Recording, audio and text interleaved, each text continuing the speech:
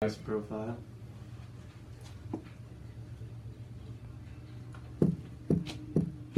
Okay, we're good. Welcome everybody, episode 9 of Ask the Agent. So excited to bring you this one. I've got one of my top producing agents with us today, John. Thanks so much for being on the show, Thanks man. for having me. So hopefully the title got you to click on this one. We're talking about the one thing that's going to tell me how much money you're going to earn this year, and that is your daily schedule. I think it's the most important thing in our industry. I think a lot of agents get into this business because you're going to have this work-life balance and you can make your own schedule. Not if you want to be a top producer. Throw that out the window, right? So you want to be a good agent. You've got to really step up your game and figure out that schedule on how you're going to get to those daily activities every single day. John's one of our top producers with the agency. And I want you to kind of talk about your schedule, like what it looks like today. You know, have you always been a schedule guy? Because I know you're pretty religious about this stuff. Sure. Yeah, I mean, I've always been scheduled, my whole life. I'm very anal, so I've always stuck to a schedule. But in this business, you definitely have to be scheduled. So every day, I make sure that I'm following, a lot of top important tasks that I have to do, and it all starts in the morning at 9 a.m. once the kids are off.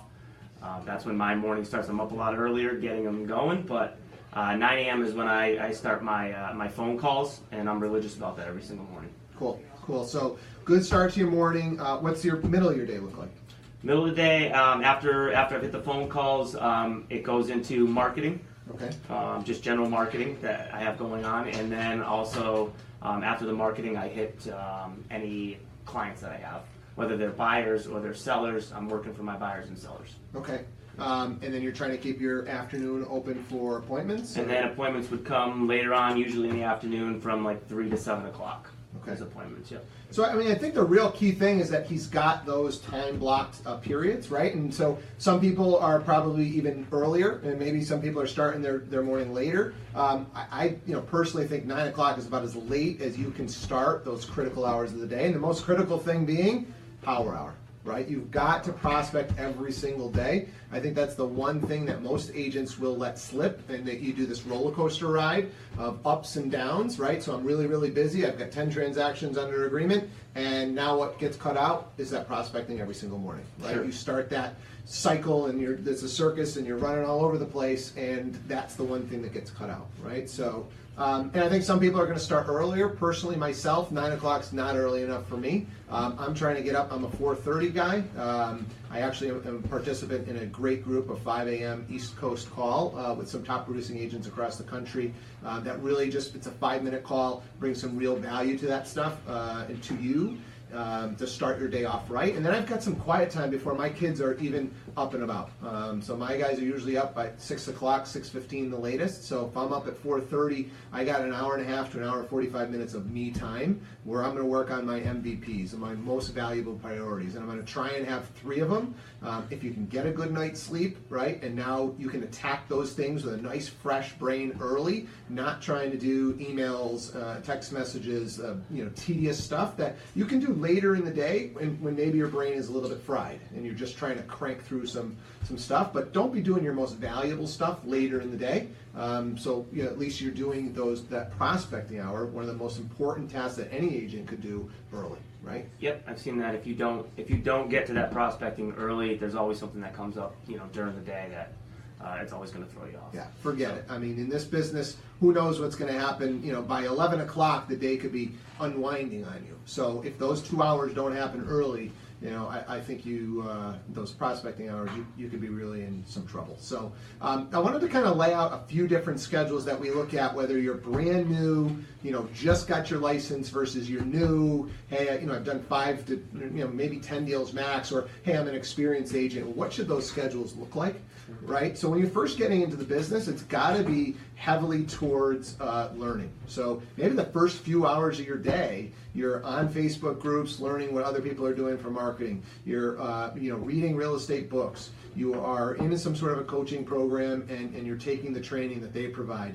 Your brokerage or your team that you are with provides some training, and you can really immerse yourself in the industry and learn it. And what I don't want you to do is you're a brand new agent and you do this for months, right? At some point, you've got to get the basic skills down, understand your scripts, right? How important are the scripts? Because if you're doing the hour of power every day and the words that are coming out of your mouth aren't good, you're wasting your time, right? So everybody's got the same amount of time. We got to make the most out of that time that we can.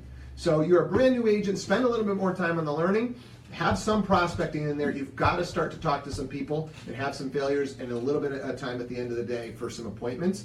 And then you're going to slowly phase out the skill building, but you can never phase it out completely, right? So you're a newer agent, you've gotten through the bulk of your training, and now maybe it's an hour every single day where you are going to read some industry knowledge, take some training classes, etc. Then you got to get right into that hour of power, and then you let your afternoon for your appointments. And then your top guys really got to be planning out that day early, and still there's got to be that hours of prospecting for whatever level you're trying to get to. It's maybe just different prospecting. Maybe it's more networking than cold calling as you're starting to get through the levels of agent, experienced agent, team builder, etc. Anything you want to add on daily schedule that you feel like, hey, this is the one thing I've changed in the last 6 or 12 months that's made a big difference? I mean, the power hour is what I've changed. I keep going back to the power hour, but that's because it was always, when am I going to get a power hour in? And a lot of times you will find that you need to book an appointment at, say 9 a.m. when I would begin my power hour, and it's really important to be able to get that power hour in. So maybe you try to book that appointment a little later if possible. Obviously, you're always working for your clients, so you do what's necessary to get the appointments in. But they're going to take over your power hour if you let them, so you got to find that balance and what works for you. Yeah. I was actually at a coaching call with one of our agents today, and we're talking about that. What do I do when the phone's ringing and it's during my power hour? You don't answer it. If it's important, they're going to leave you a message, and nothing is more important than that hour of power in your prospecting, at a minimum. And if you're a newer agent, it should be 2, 3, 4 hours a day until you're packing your afternoon with appointments. Sure. You really got to think about, when you're thinking to-do lists, you got to be careful. An incoming phone call, that's somebody else's to-do list, right? That is not accomplishing what John Glynn needs to accomplish. Yep. And the other the place that I see agents get bogged down with is checking that email. That email that is somebody else's to-do list. Do not be checking emails at the most critical times of your day when your brain is the freshest, and you could be doing money-making activities. Close that email.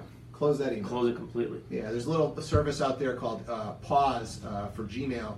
You can actually pause your inbox and say, I want it to check for emails, at 11, 1, and 5 o'clock. So a cool little product out there if you're somebody that you find yourself checking emails too often. So, man, thanks so much.